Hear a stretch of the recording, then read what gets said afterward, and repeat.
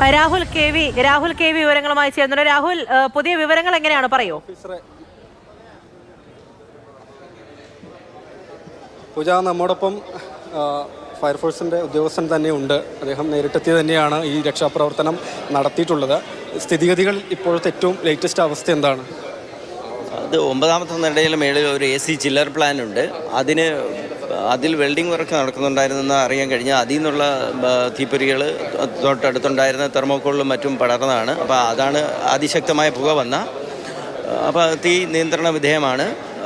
Complete 3 കഴിഞ്ഞു. പിന്നെ പുക പൂർണ്ണമായി അണച്ചു. കൂടാതെ ഹോസ്പിറ്റലെല്ലാം നോർമലായിട്ട് ഫങ്ഷൻ ചെയ്യുന്നുണ്ട്.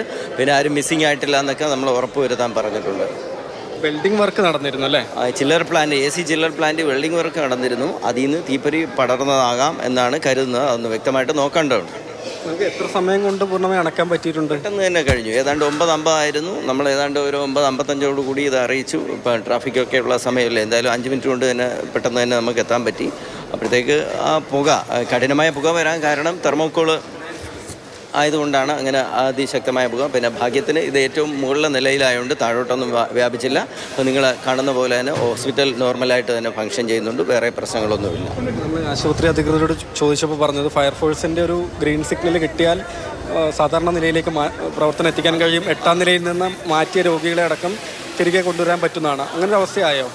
അത് നമ്മളൊന്ന് വിശദമായിട്ടൊന്നുകൂടെ ഒന്ന് പരിശോധിക്കട്ടെ. ഇപ്പോൾ നമ്മൾ ഉപയോഗിച്ച ഉപകരണങ്ങളൊക്കെ ഒന്ന് വൈൻഡപ്പ് ചെയ്യുകയാണ്. അപ്പോൾ ബാക്കി കാര്യങ്ങളും പരിശോധിക്കുന്നുണ്ട്. അതിനുശേഷം പൂർണ്ണമായിട്ടും നമ്മൾ ഈ പറഞ്ഞ പോലെ ഒരു ഗ്രീൻ സിഗ്നലോ അല്ലെങ്കിൽ സേഫ് എന്ന് നമുക്ക് പറയാൻ പറ്റുള്ളൂ. കുറച്ച് സമയം കൂടെ അതിന് വേണം.